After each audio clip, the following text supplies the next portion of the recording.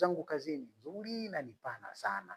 Tunafarijika kama tunavyowafariji wagonjwa, na sisi pia tunafarijika.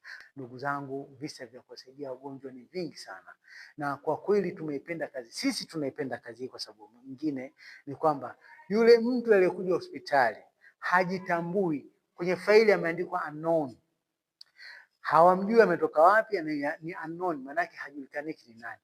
Mkadili naye mwanzo mpaka akajitambua, akawauliza nyinyi kina nani, mkasema sisi kina fulani. Mko hapa kwa ajili gani? Tupo kwa ajili yako kukusaidia. Nikitoka hapa mtanidai, naambia tunakufanyia bure. Hii umeyatoa wapi? Mambo mazuri. Na mimi nasema si maelekezo ya dini yetu, dini yetu tunafundisha viidi, ni nzuri sana kwa kweli, mambo haya ni aheri.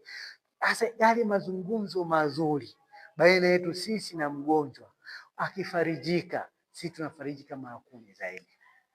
Tumevitenga vitengo hivi kutokana na ule upana na uwezo wa mfuko wa kuweza kusaidia. Ni kazi pana sana na inahitaji kweli stakeholder kubwa sana, lakini bahati mbaya sisi bado hatujapata ule watu wa kutushika mkono kiukweli.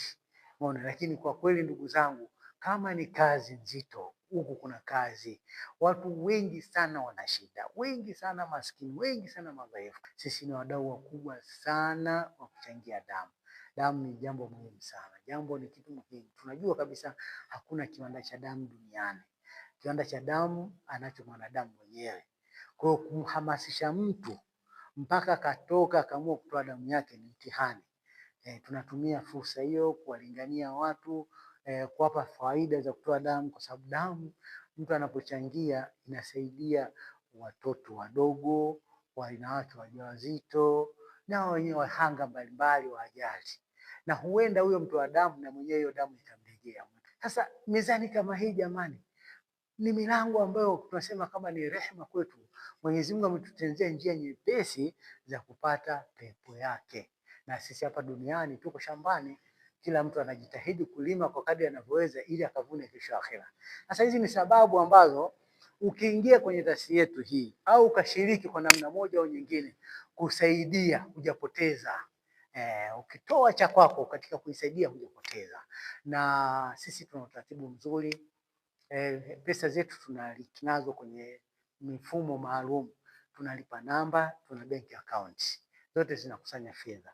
Na matumizi, tuna matumizi mazuri, tuna rekodi kuanzia vyeti, risiti na namna ya huduma zinavyokwenda. Kwa hiyo tuko wazi, mtu akitaka kujua hesabu zetu zinaendaje, anakuja anatuona, tunakaa naye, tunamwonyesha faili zetu hizo, wagonjwa wetu ni hao, matumizi yake yameenda 1 2 3, akijiridhisha sawa. Na pia tuna fursa, kwa mfano tunahitaji stakeholder kusaidia dawa, kwamba mimi bana uwezo wangu naweza nikafinancial madawa kwa wakati wote mnahitaji. Kuna duka la madawa Mafani, pelekeni prescription zenu, kadi zile pale, chukueni dawa. Unaona, mimi nitalipia, alhamdulillah. Au mtu anatoa fedha direct, sawa. Au yeye mwenyewe anambia nionyesheni wagonjwa wenu, mimi zikitoka control number nitalipa, alhamdulillah. Kwa hiyo hatujaweka vikwazo, kwa sababu lengo letu sisi ni mgonjwa apate furaha. Kwa hiyo tunakushirikisha kwa namna yoyote unayoweza, ili mradi tushirikiane katika kuisaidia jamii. Kwa hiyo kazi kubwa ya JAI ni kuihurumia jamii na kuisaidia. Tija kubwa kama watu watapendana na kuhurumiana na kusaidiana, amani na salama itapatikana. Huyu ndo aliyelengwa ni Amiri wa kanda ya Ziwa JAI, na kazi anayoifanya mashallah ni kubwa sana kwa ajili ya kuhudumia ugonjwa ambayo kwa sasa yuko katika hospitali ya kanda ya Bugando, lakini gharama ni kubwa kuliko uhalisia kinachopatikana. Yani kinachopatikana ni kidogo, lakini wagonjwa ni wengi. Kwa hiyo kinachotokea ni kwamba anashindwa kuwahudumia wagonjwa kutokana na gharama inakuwa ni kubwa na wagonjwa ni wengi, na pesa inayopatikana ni ndogo. Inaweza hata hao wagonjwa waliokuwa na hudumia inakuwa ni shida. Kwa mfano, ana wagonjwa wa clinic, kila mwezi lazima aende clinic, na mgonjwa mmoja gharama zake ni zaidi ya shilingi 170, na ana wagonjwa kadhaa. Kwa hiyo changamoto ni nyingi, na anapata maombi ya wagonjwa wengi, anaenda na waona ambao wanahitaji msaada hapo katika hospitali ya Bugando, lakini uwezo unakuwa haupo wa kuwahudumia. Kuna mtu anatakiwa hapo kwa hapo 700,000, 800,000, na kama mnavyofahamu hospitali ya Kanda ina mambo mengi, wagonjwa wengi na gharama zake tofauti na gharama hospitali zingine.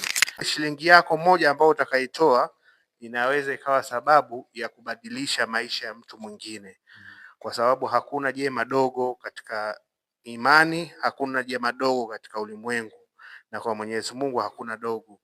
Inatakiwa uchangie ili ndugu yetu aendelee kuhudumia wagonjwa, na kuwa na yakini kabisa kwamba mchango wowote ambao utakaochangia inafanya kazi iliyokusudiwa.